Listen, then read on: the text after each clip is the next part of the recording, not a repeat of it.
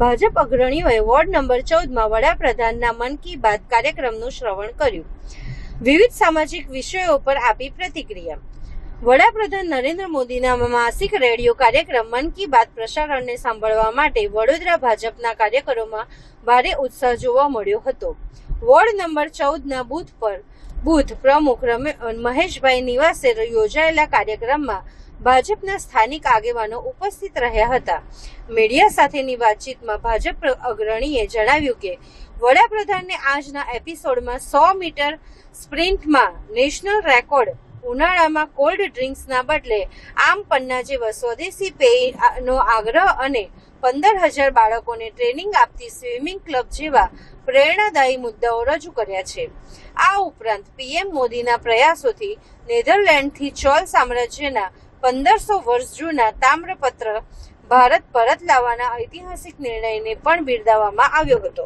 દેશના આદરણીય પ્રધાનમંત્રી શ્રી નરેન્દ્રભાઈ મોદીજી દ્વારા પ્રત્યેક મહિનાના અંતિમ રવિવારે દેશવાસીઓ સમક્ષ મન કી બાતના માધ્યમથી દેશના, રાજ્યના, શહેરના, ગામડાના અલગ અલગ ખૂણામાં બનતી એવી સકારાત્મક ઘટનાઓ કે જેમાં કોઈ વ્યક્તિગત રીતે કોઈની એફર્ટ જોડાયેલી હોય, કોઈક સમૂહની એફર્ટ જોડાયેલી હોય, કોઈ એનજીઓ હોય કે કોઈ સમાજ હોય, તેના દ્વારા થતી અલગ અલગ સત્કાર્યોની સુવાસ સમગ્ર દેશવાસીઓ સમક્ષ ફેલાય તેનો પ્રયાસ મન કી બાતના માધ્યમથી થતો હોય છે. આજે ભારતીય જનતા પાર્ટી વડોદરા મહાનગરના કાર્યકર્તા તરીકે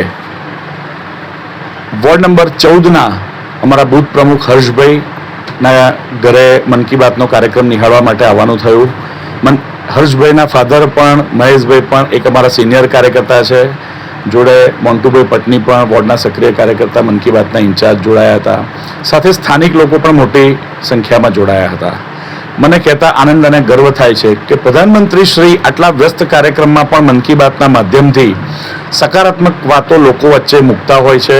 અને એ જ પ્રમાણે આજે જ્યારે ભારતના રમતવીરોએ વર્ષો જૂનો નેશનલ રેકોર્ડ 100 મીટર સ્પ્રિન્ટ રેસનો એ તોડ્યો, એનો પણ રમતવીરની પ્રશંસા કરી, એમની એફર્ટની પ્રશંસા કરી.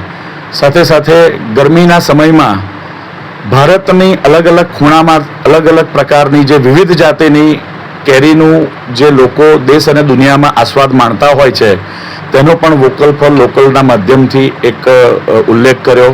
સાથે ઉનાળામાં આપણે કોલ્ડ ડ્રિંકનો વપરાશ ન કરતા જે સ્થાનિક આપણા પીણા છે દેશના અલગ અલગ ખૂણામાં, એનો આપણે ઉપયોગ કરીને આપણે લોકલ ફોર વોકલના મંત્રને સાકાર કરીએ એનો પણ સંદેશો આપ્યો.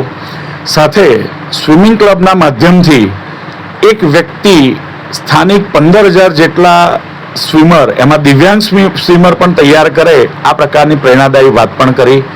સાથે રૂટીન આપણા ધર્મમાં કે તહેવારો સાથે એસ્ટ્રોનોમી ક્લબની વાત જોડીને બાળકોની વિજ્ઞાનની જિજ્ઞાસા કઈ રીતે સંતોષી શકાય એનું એક ઉત્કૃષ્ટ ઉદાહરણ પણ પ્રસ્તુત કર્યું. નરેન્દ્રભાઈ મોદીજી આપણા વડાપ્રધાન શ્રી નેધરલેન્ડના પ્રવાસે હતા ત્યારે દેશ માટે એક આનંદ અને ગૌરવની ક્ષણ એટલે કે 1400-1500 વર્ષ જૂની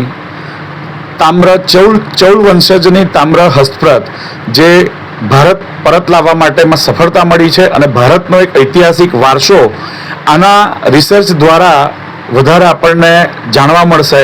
આ એક ઉત્કૃષ્ટ સરાહનીય પ્રયાસ થયો છે. કુલ મળીને અનેક આવા ઉદાહરણોના માધ્યમથી દેશવાસીઓને તેમણે અનેક પ્રેરણાદાયી વાતો કરી છે.